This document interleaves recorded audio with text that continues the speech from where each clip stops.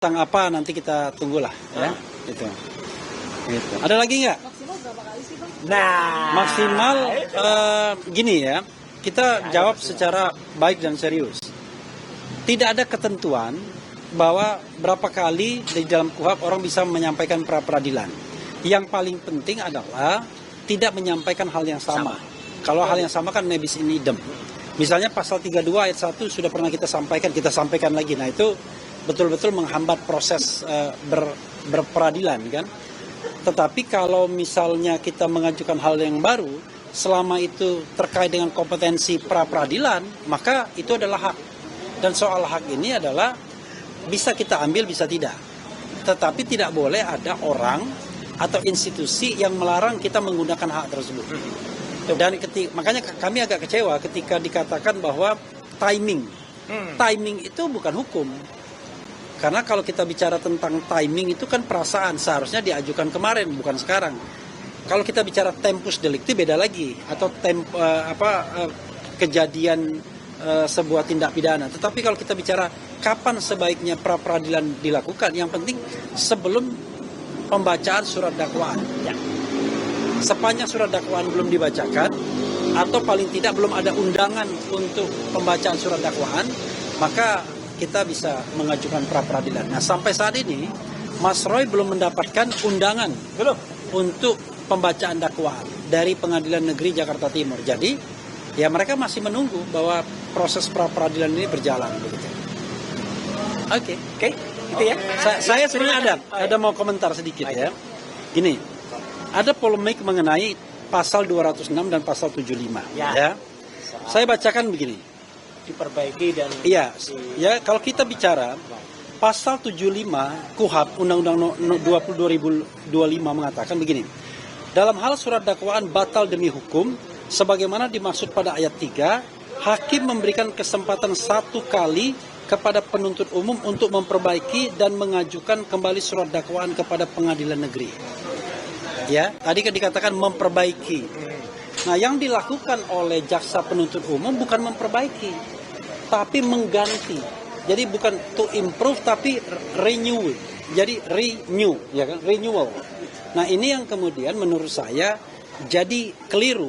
Walaupun undang-undang ini mengatakan dalam kondisi null and void, batal demi hukum bisa diperbaiki, tetapi faktanya memang agak bertentangan. Karena null and void itu artinya seluruh surat dakwaan itu batal. Kalau seluruh surat dakwaan batal, paham nggak? Nggak mungkin diperbaiki. Oke? Yang bisa adalah diganti dengan yang baru. Tapi kalau diganti dengan yang baru, undang-undang ini tidak mengatakan ada proses pergantian, adanya proses untuk memperbaiki. Maka kemudian conflicting di undang-undang ini sesungguhnya. Paham kan? Dibatalkan semua, itu tidak bisa diperbaiki lagi. Bisanya diganti. Tapi untuk diganti tidak ada hukumnya. Hukumnya memperbaiki. Ya kan? Paham kan? Nah, karena ini conflicting pasal 75 ayat 4, maka yang paling mungkin dipakai adalah pasal 206 ayat 4. Yang tidak conflicting pasalnya. Saya bacakan 206 ayat 4. Jadi pasal 206 ayat 4 itu bicara tentang perlawanan. Jadi kalau misalnya eksepsi atau nota perlawanan itu dikabulkan dari pihak terdakwa, maka yang bisa dilakukan oleh jaksa penuntut umum melakukan perlawanan ke pengadilan tinggi. Melawan dia. Pengertian melawan itu tidak setuju dengan putusan hakim pengadilan negeri. Nah kalau dia melawan, misalnya perlawanan jaksa itu dikabulkan oleh pengadilan tinggi, maka sidang terus kepada pokok perkara. Tapi kalau perlawanan itu ditolak, inkrah, selesai. Maka dalam konteks ini saya katakan yang lebih tepat adalah perlawanan harusnya. Nah saya membayangkan tadi saya sudah komunikasi dengan lawyer-lawyer Dr. Tifa yang memang akan bersidang, karena kami mendapatkan mandat Troya tapi tidak untuk sidang ya. Troya itu Tifa Royce Advocates, agar sebelum pembacaan dakwaan harus fight dulu. Karena apa yang dilakukan jaksa penuntut umum keliru menurut saya. Karena tidak ada mekanisme untuk mengganti, yang ada perbaikan. Tetapi masalahnya begitu null and void, batal demi hukum, maka Anda tidak bisa lagi memperbaiki karena sudah bubar semuanya. Pihak termohon itu memiliki waktu semalam ya, semalam untuk kemudian membuat tanggapan. Nah, tanggapan itu sudah dibacakan tadi pagi. Dan disitulah ada yang mereka renvoy tadi atau mereka koreksi disebut pasal 365 huruf D itu tadi. Dan kita sudah langsung nanggepi itu kesalahan. Ya, itu pada replik pada jam 2. Teman-teman bisa bayangkan, secepat itu kami melihat ada kesalahan, secepat itu juga kami mengkoreksi, dan secepat itu pula sudah kami tulis di dalam replik. Sudah kami tulis itu ada kesalahan di situ. Dan ternyata mereka baru kemudian menyampaikan, dan tidak ada di dalam duplik, mereka menyampaikan mengkoreksi yang dibuat tadi malam tadi, yang dibacakan tadi pagi. Jadi kan ini kan waktunya sudah lewat. Itu maksudnya apa? Kami keberatan. Dan tadi hakim juga menyatakan, ya sudah nggak apa-apa. Pokoknya tulis saja keberatannya atau sampaikan saya. Jadi itu ya clearnya. Jadi teman-teman semua bisa melihat bagaimana namanya sidang pra-peradilan itu tidak mudah. Pra-peradilan itu adalah speedy trial. Speedy trial itu artinya suatu proses pengadilan yang sangat cepat, ya, dan itu memerlukan konsentrasi waktu. Teman-teman bisa bayangkan bagaimana jawaban dari tanggapan yang baru kita dengar jam 9, bahkan tadi setengah 10 ya mulainya. Setengah 10 sampai setengah 11 sudah langsung kita buat jawaban kita itu dalam berapa halaman ya? 27 atau berapa halaman? Ya 20 sekian ya. 20 something lah gitu. Itu langsung kita sampai jam 2 siang. Dan sudah kita sampaikan dalam bentuk jilid.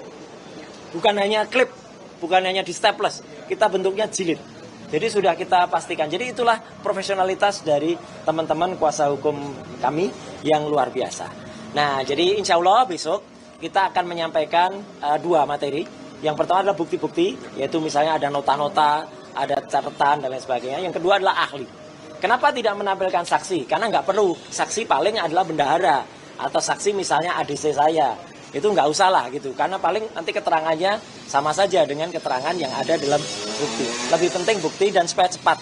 Karena hakim tadi juga sudah memastikan Pak Iketu Darpawan besok mulai jam 9. Insya Allah sebelum Jumatan sudah selesai. Jadi saya kira itu ya teman-teman yang penting ya, insya Allah Senin kita akan mendengarkan bukti dari pihak termohon ya, dari pihak Polda Metro Jaya, dan tentu tidak turut termohon tidak memberikan apa-apa karena memang sejak awal kemarin mereka sudah memberikan surat untuk hanya tidak hadir tapi patuh dengan surat. Dan kemudian nanti Selasa kita sampaikan kesimpulannya, Rabu kita istirahat sekali lagi, dan Kamis nah ini kita sampaikan atau kita mendengarkan kesimpulan. Dan Kamis itu adalah waktu yang cukup krusial. Ya, moga-moga sidangnya bisa siang. Moga-moga. Ya, supaya apa? Supaya kami bisa membersamai teman-teman seperjuangan kami yang ada di Jakarta Timur. Download Tribun X sekarang. Menghadirkan lokal menjadi Indonesia.